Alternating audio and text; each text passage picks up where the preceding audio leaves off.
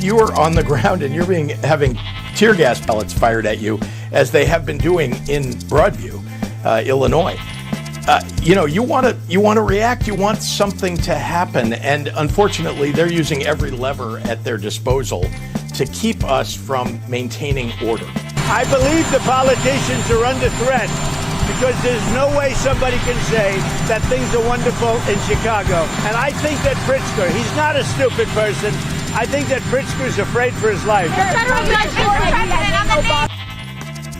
President Donald Trump there after Governor J.B. Pritzker talking about the Chicago situation with immigration enforcement and protesters clashing with law enforcement and Illinois State Police there on scene to try to keep a perimeter safe. But you've also got headlines about not just one, but two different incidents of vehicles being rammed into federal officers' vehicles. And even one of those incidents resulting in shots fired and charges being pressed against these individuals who are using their vehicles allegedly to target ICE officials. Tons to tackle here. Good morning. It's Illinois in Focus Daily. I'm Greg Bishop with you each and every weekday morning for the Center Square. Go to thecentersquare.com where you can see the latest headlines, not just what's going on in Illinois, but also across the country. So get the newsletter in your inbox and you'll be informed and up to date. All right, let's start off with Governor J.B. Pritzker. Last night, he announced that this evening, he says President Donald Trump is ordering 400 members of the Texas National Guard for deployments to Illinois, Oregon, and other locations within the United States. No officials from the federal government called me directly to discuss or coordinate. Pritzker went on to say on X, we must now start calling this what it is, Trump's invasion. Started with federal agents. It will soon include deploying federalized members of the Illinois National Guard against our wishes, and it will now involve sending in another state's military troops. I call on Governor Greg Abbott of Texas to immediately withdraw any support for this decision and refuse to coordinate. There is no reason a president should send military troops into a sovereign state without their knowledge, consent, or cooperation. The brave men and women who serve in our National Guards must not be used as political props. This is a moment where every American must speak up and stop this madness.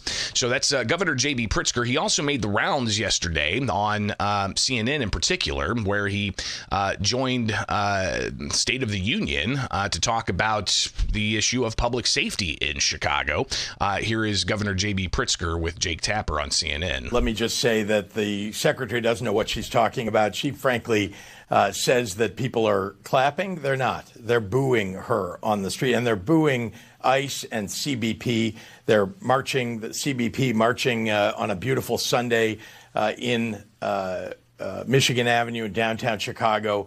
They're raiding neighborhoods where instead of going after the bad guys, they're just picking up people who are brown and black and then checking their credentials. Are you a U.S. citizen? I don't know about you, but I don't carry around papers that say I'm a U.S. citizen. So you can imagine people are getting detained. They're getting arrested, U.S. citizens. And they did this, of course, when they raided a building in the middle of the night in South Shore. 130 people that were emptied out of this building. They were going after a few gang members, and instead they broke windows, they broke down doors, they ransacked the place, and there were people that were held, elderly people and children zip-tied. Elderly people held for 3 hours at a time. They are the ones that are making it a war zone. They need to get out of Chicago if they're not going to focus on the worst of the worst, which is what the president said they were going to do. They need to get the heck out. So again, that's the governor on CNN, and he says, and said it before, and we've heard different figures, that 70% of those that ICE have detained don't have another criminal arrest or conviction. Pritzker had said, I think last week, that 60% of those arrested in Illinois don't have another criminal allegation or conviction other than being in the country illegally. ICE last week announced that Operation Midway Blitz has netted more than 800 people. It's far from the 3,000 that Border Czar Tom Homan said that he wanted to accomplish every day. But here we are in Illinois with policies that prevent state and local law enforcement from cooperating with federal immigration enforcement. And it's caused this clash, according to Republicans. Democrats, as you're hearing Governor Pritzker say, it's because of the Trump administration and authoritarianism and an over-militarization of police, and even the prospect of trying to interfere with the elections by setting up security forces, as I'm hearing, around election places. So this is, we're going to be hearing about this all the way up until, I'm sure, the November general election. But here is President Donald Trump yesterday talking about the issue of, he was asked specifically, Governor Pritzker says most of those you've detained through ICE don't have other criminal convictions, and the president responded. Governor Pritzker said that most of the people ICE has taken in his state have no criminal history, no criminal convictions. So which is it? He's wrong. Number one, he's wrong. Number two, I really believe he's afraid for his life somehow. When you can have 40 or 50 people killed over the last couple of months, hundreds of people wounded, there's no place like that in the world. Hundreds of people wounded, 55 people shot and killed. And Pritzker gets up and says, what a wonderful place it is. They need help. Washington, D.C. is now a safe place. You're not going to get mugged or hit. You're not going to get raped. You're not going to get anything. Washington, D.C. went from a hellhole to a safe place. I love the way you nod. Is it true, though? A lot of the people right here were mugged. Reporters. And you know what? You're safe now. Nothing. We've had no crime. It took 12 days to solve the problem. 12 days. And we're going to do that in Chicago. We're going to do that in Portland. Now, Portland's different. That's a bunch of paid insurrectionists. But you have a lot of paid people in Chicago, too. I believe the politicians are under threat because there's no way somebody can say that things are wonderful in Chicago. Almost 55, I think it was 55 people over a short period of time have been murdered in Chicago, have been shot. 222 people over a short period of time have been hit, have been wounded, not died. But 55 people died over a short period of time. You're telling me there's no city in the world like that. We're going to straighten it out. And I think that Pritzker, he's not a stupid person. I think that Pritzker's afraid for his life. So the president making that allegation that Pritzker fears for his life. And I think that is something we may hear reaction to with the governor set for a 2 o'clock news conference to talk about what he says is the militarization of federal agencies to come into Chicago. So officially, we'll see what happens with the National Guard troops because you've got Texas involved here now, and Texas Governor Greg Abbott has posted about this. Let me pull that up as we get the show here live to tape from the confines of my master control. But yeah, here's the Texas governor on X talking about fully authorizing the National Guard, 400 members of the Texas National Guard, and it's in response to Governor J.B. Pritzker. But for the south side of Chicago. So here we are with Greg Abbott saying that I fully authorize the president to call up to 400 members of the Texas National Guard to ensure safety for federal officials. You can either fully enforce protection for federal employees or get out of the way and let Texas Guard do it. No guard can match the training, skill, and expertise of the Texas National Guard. They defend our country with pride. America must also know that Texas still has thousands of National Guard assisting with border security. So there's Texas Governor Greg Abbott with his statement there. And all of this coming as you've got headlines like this out of the Department of Homeland Security and the U.S. Department of Justice. They posted this on Saturday saying that a federal complaint charges 2 individuals using vehicles to assault, impede, and interfere with the work of federal agents in Chicago. 2 individuals have been charged. According to the criminal complaint, U.S. District Court in Chicago, Marimar Martinez and Anthony Ian Santos Ruiz used their vehicles to strike a vehicle being driven by an agent of U.S. Customs and Border Protection on Saturday morning near the intersection of 39th Street and South Kedzie Avenue on Chicago's southwest side. 2 other CPB officers were also in the government vehicles after striking the agent's vehicle. Goes on from there. The agent was unable to move his vehicle, exited the car, at which point he fired approximately 5 shots from his service weapon at Martinez, the complaint states. Martinez drove off, but paramedics discovered her and her vehicle at a repair shop a mile away. Martinez was taken to the hospital where she received treatment for gunshot wounds. It also goes on to say that Ruiz also drove away from the collisions, but law enforcement located him and his vehicle at a gas station about a half a block away.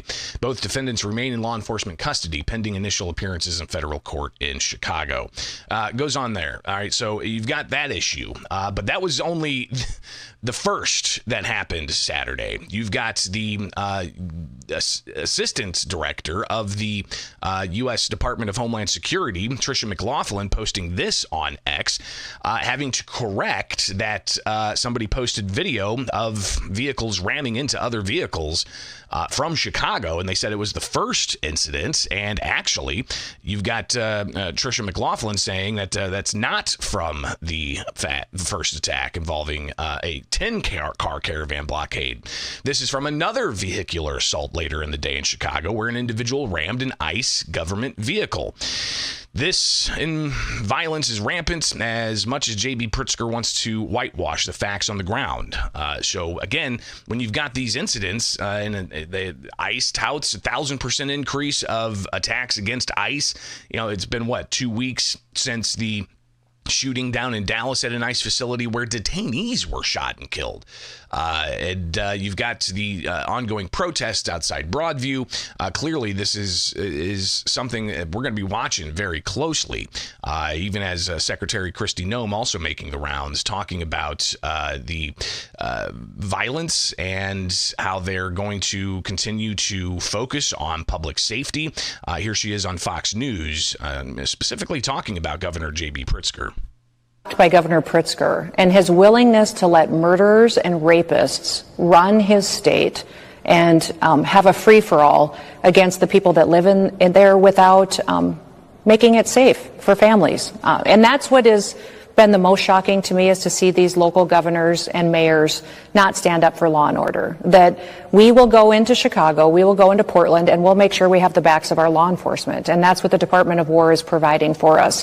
When we go out and do operations and the local law enforcement are told to stand down, that they can't be there for us, it's extremely dangerous for these ICE officers, for these CBP agents that are out there trying to help go after these dangerous criminals. So we will use President Trump's methods and his abilities to deploy a whole of government approach, which means the Department of War will come in and help provide that security so we can continue to do our work.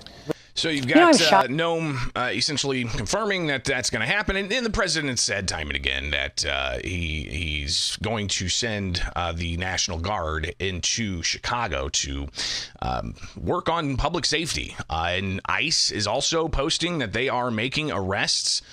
In particular, they posted that they have nabbed a Tren de Aragua member and making the arrest in Chicago. Here is the ICE Twitter X profile. Confirmed, Tren de Aragua gang member Ludwig Jean-Pierre Perez was arrested by ICE Chicago officers. He has a domestic violence conviction and pending 2024 and 2025 felony charges for assault, weapon offense, shoplifting, larceny. TDA is a violent transnational organization, terrorist organization, they say, whose presence in the U.S. threatens American safety. We won't stop until they're out of this country. But again, you've got concerns that people are being asked to show their papers on the streets. You've got concerns that federal agents are, rappelling from helicopters and, as you heard the governor earlier say, ransacking homes just to go after a few gang members. The humanitarian aspects of this with families being impacted and so on. But you've also got the flip side where it's, this is federal law being enforced. And if Illinois and Cook County and Chicago are not going to cooperate by handing over individuals they arrest alleging crimes, and they find out they're in the country illegally. If local officials aren't going to cooperate with federal officials to hand over those individuals in the country illegally, how else is Border Patrol supposed to enforce the law? So, I mean, that's kind of where we're at on both sides of this. We're going to hear a lot more. Again, Governor J.B. Pritzker has an event this afternoon, Monday afternoon up in Chicago, where he's going to be talking about this and likely very critical of Governor Greg Abbott, but also of President Donald Trump. And I imagine we'll also hear from the White House throughout the day as well. Congresswoman Mary Miller's reaction to what is the latest concerning public safety and law enforcement enforcing federal immigration law. It is Illinois in Focus Daily. I'm Greg Bishop, editor of the Center Square. Congresswoman, after some technical issues here, I think we've got this sorted out now. Thanks again for joining us this morning with a busy schedule, and your thoughts on where we're at in the issue of public safety and federal immigration enforcement. It's really unbelievable. President Trump is doing it. Pritzker is doing the exact opposite.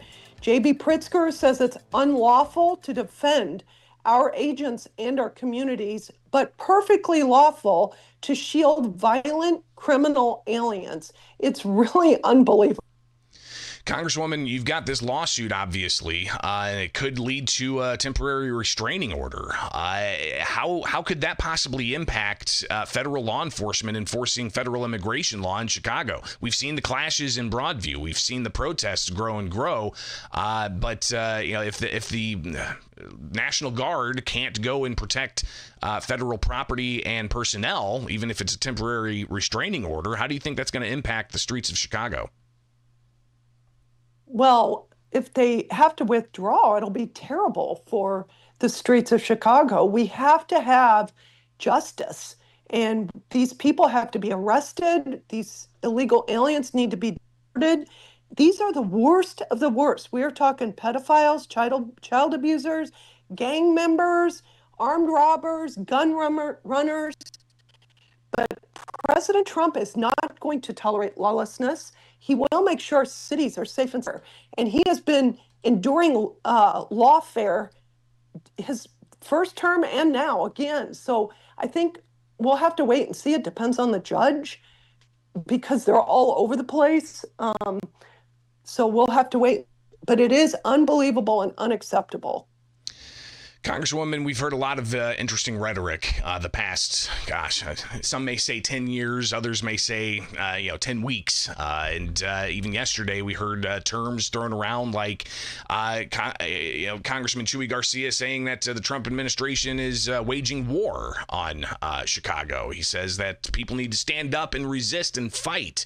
You've got Chicago Mayor Brandon Johnson saying that Republicans want to rehash the Civil War.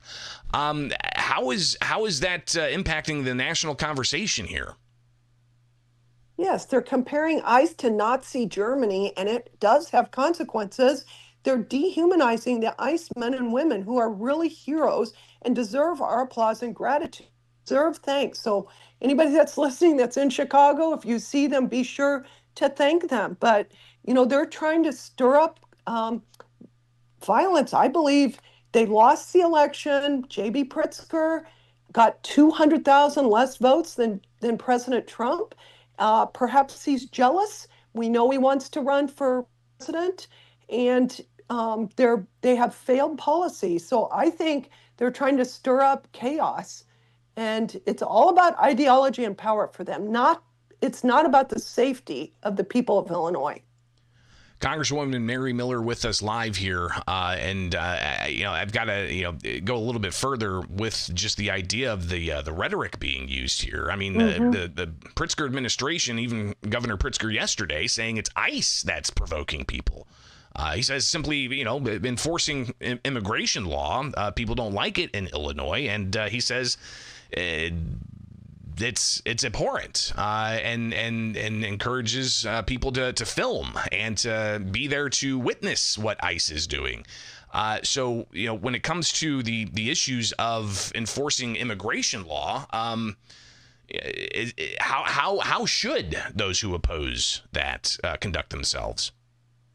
Well, it's a serious thing to call someone a liar, but I am calling JB Pritzker and Brandon Johnson liars. They are not protecting the people, and plus, they're completely violating our laws.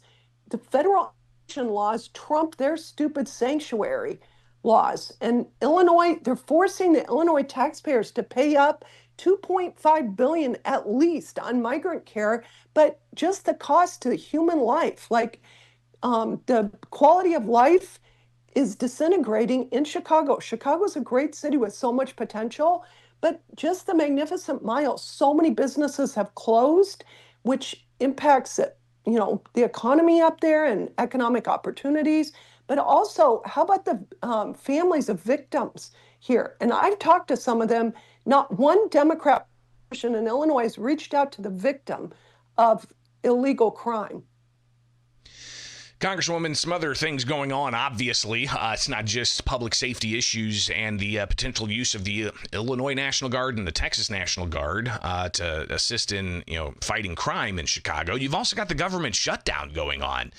The White House says it's the Democrats' shutdown. You've even got it plastered on some of the federal agency websites. But Democrats say it's the Republican shutdown. As a Republican, where did this all stem from and what needs to happen here? Well, it's in the court. The ball's in their court. We voted to keep the government open, and this is a Democrat disaster. There is nothing to negotiate. Again, the Democrats are lying. They want Medicaid benefits for millions of illegal aliens. They want to spend $1.5 trillion in new spending. They want to roll back our rescissions on outrageous abuse of taxpayer dollars. They want to fund left-wing media, and we are not going to have it. So the ball is in their court. Congresswoman Mary Miller with us. Obviously, we'll see where that budget shutdown goes.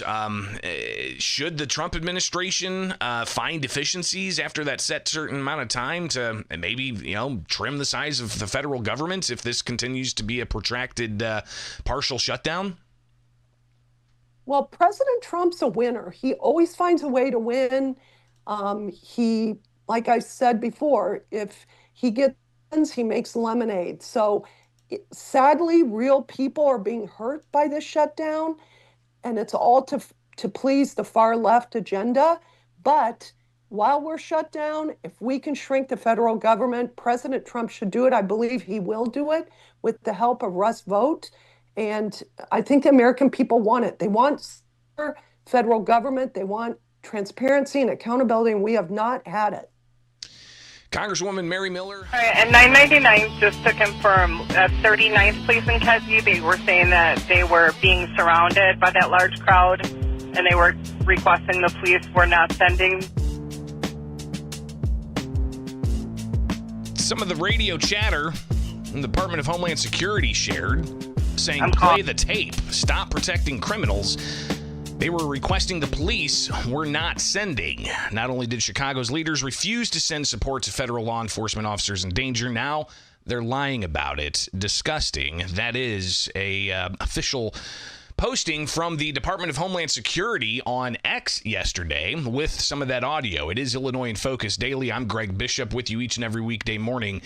We'll get to some of the reaction from the police superintendent up there, Larry Snelling, but you had Chicago Mayor Brandon Johnson yesterday hold a news conference and took a whole bunch of questions, and all of this about public safety, right? And we'll touch on some of that, and also he was asked by independent Chicago reporter William Kelly about the controversial comments he made of the right wing, Johnson said, wants to rehash the Civil War. So we'll hear about that. But first, something we touched on briefly Monday, the village of Broadview. And that's where a lot of the clashes between federal law enforcement and protesters have been. They have an executive order laying out protest times from 9 in the morning to 6 p.m. in the evening, and that's daily time. You had Illinois State Police last week, as we covered on Friday last week, set up perimeters for First Amendment exercise, including an area for media, and their main point was they wanted to make sure that the thoroughfare to that facility in Broadview was not impeded so that people could freely get in and out, not just for Border Patrol and ICE agents with their detainees, but also advocates for the detainees, attorneys, family bringing medication, a whole host of things. So, they're trying to just make that place in that area more safe in Broadview. So the Broadview mayor actually said in their statements they support the protesters' position, but they said last weekend aggressive protesters made things worse. So she put an executive order out saying that you have to have these essentially, protest zones. At the same time, Chicago Mayor Brandon Johnson put out a executive order as well, saying it's an ICE-free zone in Chicago. So we'll hear a little bit of all of this, but Governor J.B. Pritzker on Monday, after coming out and blasting the Trump administration for bringing in the National Guard to Chicago to help with public safety while there's increased immigration enforcement and increased protests, he was asked about, Broadview's saying that the protesters are unruly. What are your thoughts about that, Governor? Obviously, this was issued by a mayor who's got the ability to issue executive orders. And she is deeply concerned about the people who live in Broadview and how they've been ill affected by the challenges in her community as a result of the way ICE is behaving. So I know that it was aimed at that. I can't speak to whether it would affect the lawsuit or I know this is about, though, keeping the people of Broadview from being targeted or being unsafe in their communities. These are folks who are just trying to get to the grocery store, take their kids to school. They live in a community that never had this kind of unrest until Donald Trump decided to do this. So again, the governor laying out that his understanding was it's ICE that is provoking the protesters into violence, and that's why the mayor had to do this. But again, you look at the mayor's statement from Broadview, it clearly says there were aggressive protesters that just made the situation worse. And that was the mayor saying in Broadview she actually supports the protesters' position here. So that's in Broadview. Chicago, different story. You have Chicago Mayor Brandon Johnson posting this clip from his news conference on Monday where he announced that executive order. People die. When protesters confronted federal immigration agents in Brighton Park on Saturday, they were met with pepper balls and more repression. CPD responded to attempt to de-escalate the situation, and ICE tear-gassed our police officers. Tear-gassing the women and men who serve as Chicago Police Department officers is not how we make our city safer. These actions tell us simple truth. If we allow this administration to take away due process for anyone, we will allow them to take away due process for everyone. Today, we are signing an executive order aimed at reining in this out-of-control administration. The order establishes ICE-free zones. That means that city property and unwilling private businesses will no longer serve as staging grounds for these raids. Our school parking lots are not for ICE to load their weapons. They are for Chicagoans who drop their kids off to learn. Our libraries are not for ICE to prepare for a raid. They're for Chicagoans to read and relax. Our parks are not for ICE to set up checkpoints. They are for Chicagoans to play and enjoy. Private establishments can partner with us to make it clear that private property is private property, and ICE cannot enter establishments without a valid warrant. So it goes on from there, and you even see social media pictures of signs popping up in Chicago, paid for by, I'm assuming, tax dollars, because they're coming from the city of Chicago, that spells out this is an ICE-free zone and gives the legalese to all of that. So the Chicago Mayor Brandon Johnson yesterday held a news conference, and he talked about what he believes is the role of the National Guard in Chicago, the order of President Donald Trump.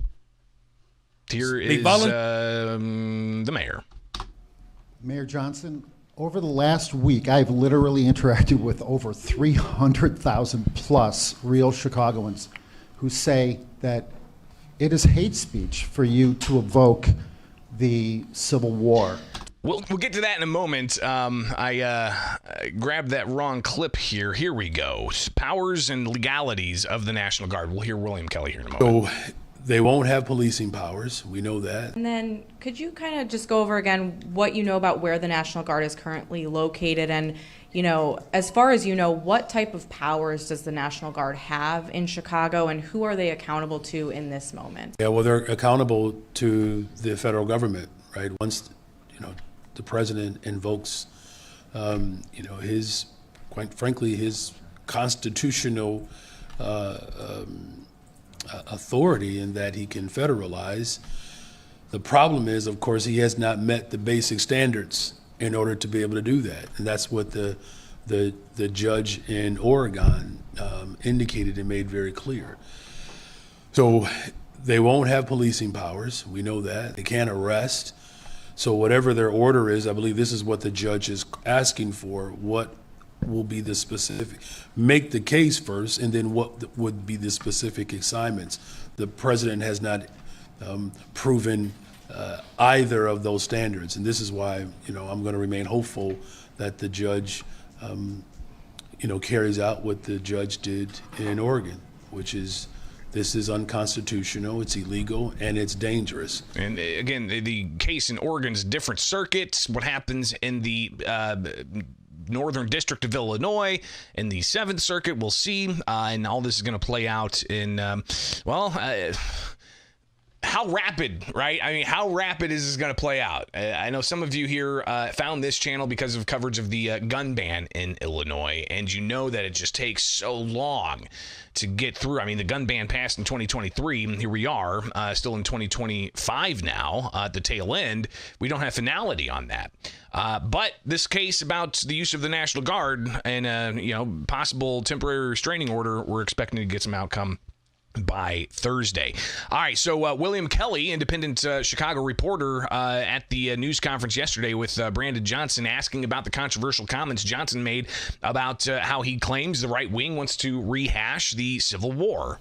Mayor Johnson, over the last week, I've literally interacted with over 300,000 plus real Chicagoans who say that it is hate speech for you to evoke the Civil War, to evoke bringing back the Confederacy, to say that law enforcement is a sickness when you yourself have over 150 sworn police officers on your detail. What do you say to these people? I think it's important to be able to make sure that to the people that you're talking to, though you're talking to less and less people every week, is that they know the truth. Here's what I've said. That the addiction on jails and incarcerations and the addiction of militarism, it is an evil. He made that very clear.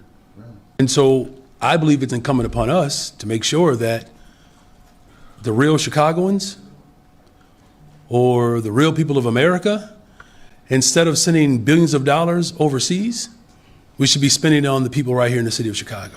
Kelly went on to ask a follow-up question of Johnson. Well, the real Chicagoans that I talk to, that I communicate with, mostly black and brown, actually, tell me that you don't seem to know the difference between illegal aliens and real Chicago citizens. They feel that you are siding with the illegal aliens over them in their communities. And okay. Sadly, William, let's get to the question. Let's get to the question. The real question is simply this. I don't know how to make it any more direct. An illegal alien from Nicaragua grabbed a woman on the north side last week. Question? Bashed her head into the sidewalk, knocked her unconscious, and raped her. If that had been your wife, Stacey. Okay, all right, we're not going to answer it. Thank you. Thanks, William. All right. Would you want ICE to deport her? All right. Let's move on. Yes or no? Let's move on. Definitely some controversial line of questioning there, and that's what you get at an open-ended news conference. But back to this issue of the phone call that the federal agents tried getting some action from Chicago police to help them out because of the surrounding they were under and the assault that actually actually happened in a couple of different places in Chicago. Let's go back to that tape that DHS shared here on their social media. 39th Police in Kedzie, they were saying that they were being surrounded by that large crowd, and they were requesting the police were not sending. I'm waving off all the cars heading to 39th Place in Kedzie. Again, those are the orders we're being given. Okay, 10-4. And again, for all the units that we called to go over that way, 39th Place in Kedzie, if you could just hold off 911, 913, 923, 924, 933, 934. Just disregard that. 39th Place in Kedzie. All right, and 999, just to confirm, so you've got the 40-second clip there that's made the rounds all over the place. Earlier this week, Larry Snelling, the police superintendent, talked a little bit about this, saying that there's still more information they need to get, but here we are Wednesday when this allegedly happened on Saturday. So the feds called for help at 12:28 p.m. There's a computer message timestamped at 12:28 p.m. that says no units will respond. Dispatchers later captured on audio saying that she's waving off units from 39th and Kedzie. I am wondering what would you call that, if not a stand down, and if there were already enough units on scene, how many were there circa 12:28, 12:30 p.m.? That's something else that we have to look at, and we have to see because sometimes what you hear on the radio does not necessarily reflect what's happening on the ground once someone's there, but we did have officers over there.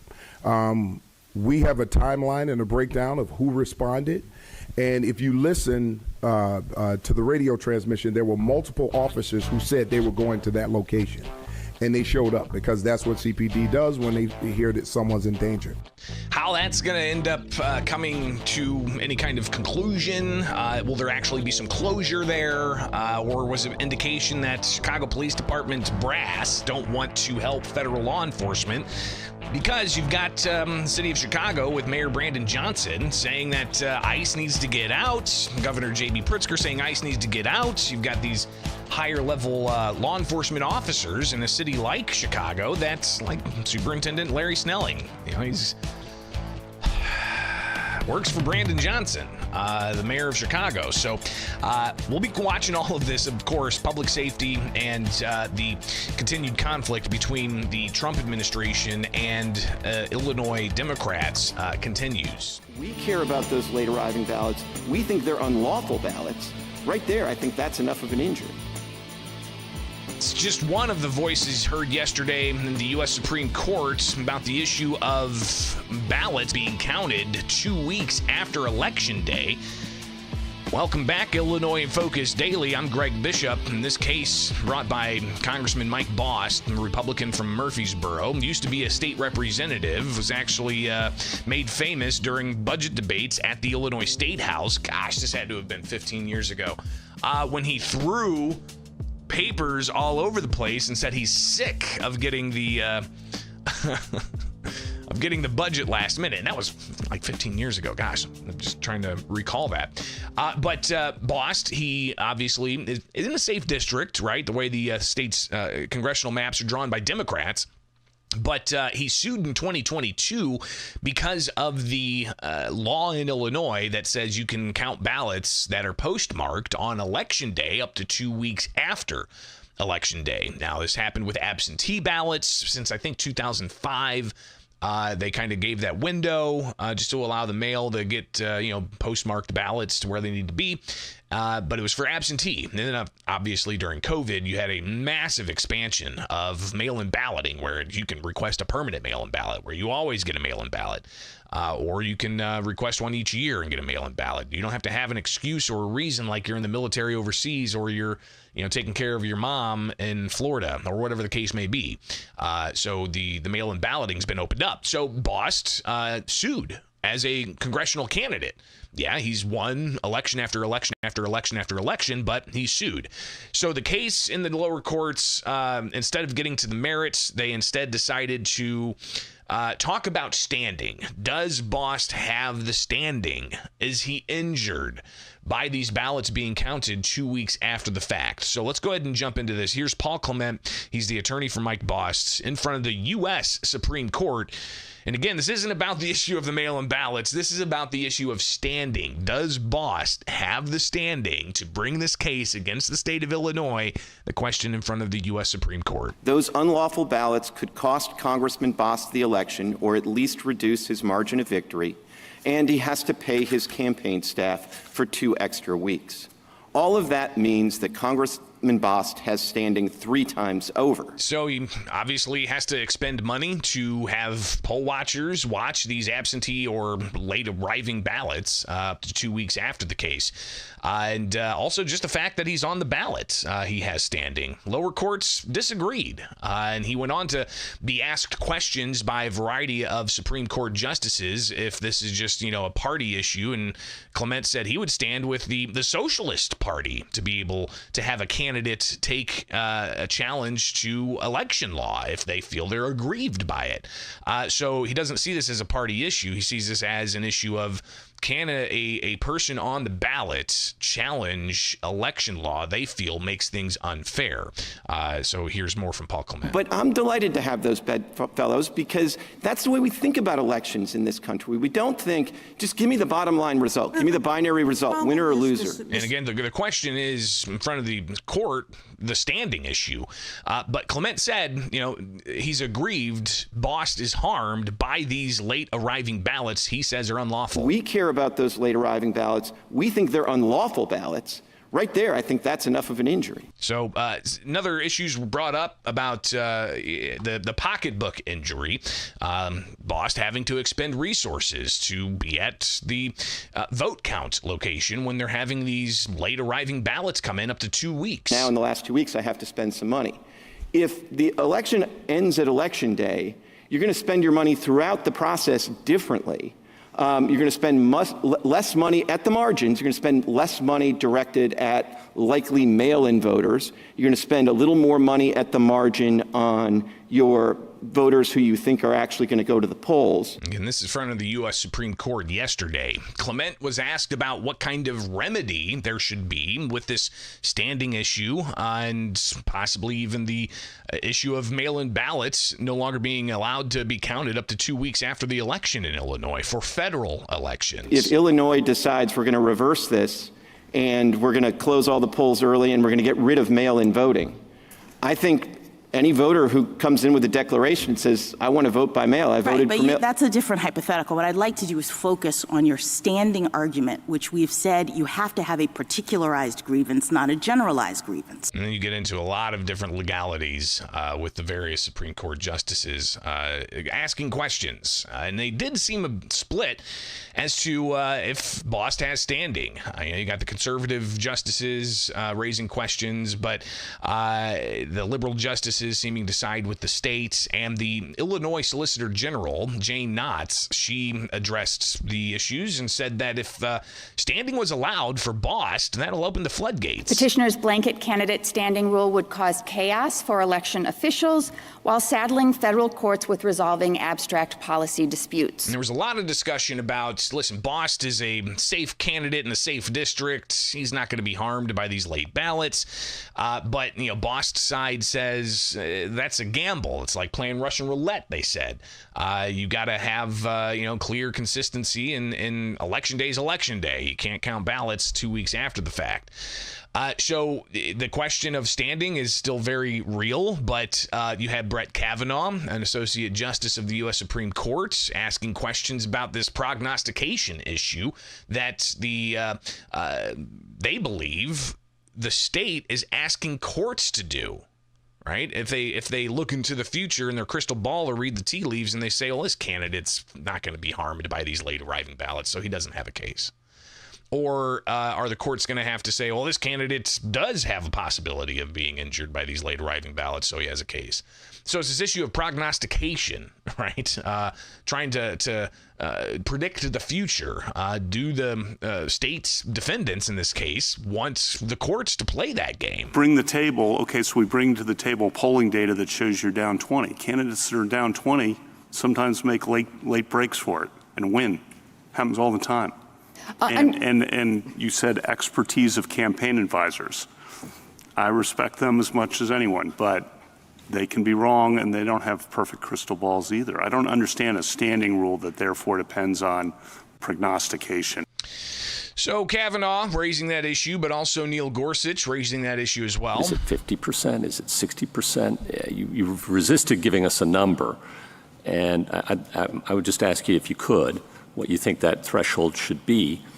And then along the way, is there something unseemly about federal courts making prognostications about a candidate's chance of success immediately before an election that itself might influence the election? Thoughts? Yes, so I hear maybe two questions in there, and I am resisting giving a number because that is consistent with this court's cases. The court has said... Okay, so no number. You're not going to give us a number. How about the second part of the question? Sure, and maybe could you repeat that for one? Is there something unseemly about a federal court in the middle of an election saying you don't have standing because you're going to win, or you do have standing because you might lose, and that itself might influence the electoral process? Again, that's Neil Gorsuch asking Jane Knotts, the Illinois Solicitor General, about this issue of prognostication. Knotts said, again, in some more detail, that giving Bost standing in this case will allow for others on the ballot. It's easy to get on a ballot, she said, to challenge election law, and that will strain local resources and tie up the courts. First, it would create chaos for election officials. It is very easy to be a candidate. Any self-declared candidate could challenge any election rule that they happen to have a policy disagreement with, even if that rule were entirely harmless. And election officials who are tasked with actually running elections would have to divert their time and energy and litigate, these policy-based disputes, and then federal courts in turn would be put in the position of resolving these, disputes via advisory opinions, which is exactly what this court's standing cases have dictated. Now, after the state presented their defense, you had the plaintiffs come back for just a final round, and you had Paul Clements for Bost say this is a case about standing, but it's also about elections. They want you to look at this declaration and say, well, he's a 10-time incumbent, so he's got a higher standard of showing how these ballots are going to hurt him. Or maybe it's easier for a different incumbent. That way lies madness. What's going to happen? Will there be changes before the 2026 election? Again, this is on the issue of standing. Unless the court does something that I'm not familiar with and just abruptly takes the issue on the merits, things got to go back to the district court and go all the way back up. So we'll be watching that. The U.S. Department of Homeland Security says they're buying properties in Chicago to double down their law enforcement efforts as you've got increased assaults against federal law enforcement and a facility for processing people here allegedly illegally being in Illinois, but there's no ICE detention facilities. How's this going to work out? It's Illinois in Focus Daily with you each and every weekday morning. I'm Greg Bishop. Happy Friday. So yesterday, of course, in the previous segment, we talked about the National Guard and how a temporary restraining order was issued. And the Trump administration is appealing that ruling, all happening yesterday. The reaction to that obviously continues. Governor J.B. Pritzker does have a news event later on this morning, and it's expected he will take some off-topic questions. But some other things happening. Of course, not just the use of the National Guard for public safety coming into question as the federal judge made that ruling yesterday. You have another ruling in the Broadview area, and that's the village outside of Chicago that has a Immigration Customs Enforcement processing center. It's not where they keep them to then deport them. They get processed and then sent to another ICE facility. The Trust Act in Illinois, it's, of course, the measure that says you can't cooperate with federal law enforcement. That was signed by Governor Bruce Rauner, a Republican. But then it was enhanced with a Way Forward Act, which went further and said that you cannot contract as a public entity to Immigration and Customs Enforcement officials to house detainees. So a county jail can't use their facilities to contract with ICE to house detainees while they get processed and ultimately sent to the country of origin or wherever they get deported. So how does ICE, how does the Department of Homeland Security handle this? if they can't go to a county jail, say in Lake County or even in Cook County, and say, hey, we've got 5 illegal aliens that we need to house. Can we use your jail? Here's some money. That used to happen before a Way Forward Act, but after that happened, that was cut off. So how is Immigration and Customs Enforcement going to continue their enforcement of immigration if they don't have those facilities in Illinois? So you can see how the state law is impacting federal immigration enforcement in the state of Illinois. But around the Broadview facility, you've seen some, conflicts. Illinois State Police are there. They've got a fence all around the facility. And state police are there trying to maintain order. You had Broadview issue an executive order earlier this week saying that protests can only happen between 9 in the morning and 6 in the evening. And again, state police there helping keep the peace. And also allowing for people to get in and out of that ICE facility in Broadview. But Broadview had a problem with the fence that DHS put up. And they put out this statement this morning. A federal judge has approved the Village of Broadview's motion for a temporary restraining order requiring the U.S. Immigration and Customs Enforcement Agency dismantle the illegally built fence on a public street in front of the ICE processing center in Broadview. It must be dismantled by today. The district judge issued that TRO Thursday. The fence was built by ICE September 23rd. Broadview Mayor Katrina Thompson said this is a validation of a local law and, most importantly, a decisive win for public safety. The judge's decision confirms that the illegal fence constructed by ICE is not only a clear defiance of Broadview's ordinance, but an unacceptable and escalating risk to our Beach Street businesses, their customers, and our first responders. The law of probability dictates that the danger increases daily. The court has spoken clearly and unequivocally. Now it remains to be seen if ICE will respect the judge's order and dismantle this hazard immediately, or if they will continue their pattern of defiance. So again, that's a statement from the Broadview mayor about a judge ruling that ICE has to take the fence down around their facility. But ICE has been highlighting the dangers that their agents are facing. Here's a headline from the Department of Homeland Security. They condemn dangerous doxing and escalating threats against federal law enforcement officers. Following a weekend of domestic terrorist attacks, they say, and that links back to a news release about the Broadview conflicts. Against federal law enforcement, the Department of Homeland Security is calling on sanctuary politicians and the media to tone down their rhetoric about U.S. Immigration and Customs Enforcement law enforcement. Our officers are facing more than 1,000% increase in assaults against them, and their families are being doxxed and threatened online. So they talk about harassment at home, direct threats to families, and so on, including some messages that get pretty problematic. So you can see some of the other things they're highlighting, the mock hangings of faux ICE officers. So if you haven't gotten to the DHS news release page, search that and you'll be able to stay up to date on that as well. But they also shared some video from a recent attack they say happened. This is from the Department of Homeland Security's X page yesterday. Aurora, Illinois, a violent lunatic just attacked members of our federal law enforcement, launching rocks at their vehicle. He's now been arrested. No one's above the law. Under Secretary Noem, if you lay a hand on law enforcement, you will face consequences. We're not playing. And you can see this video here. Somebody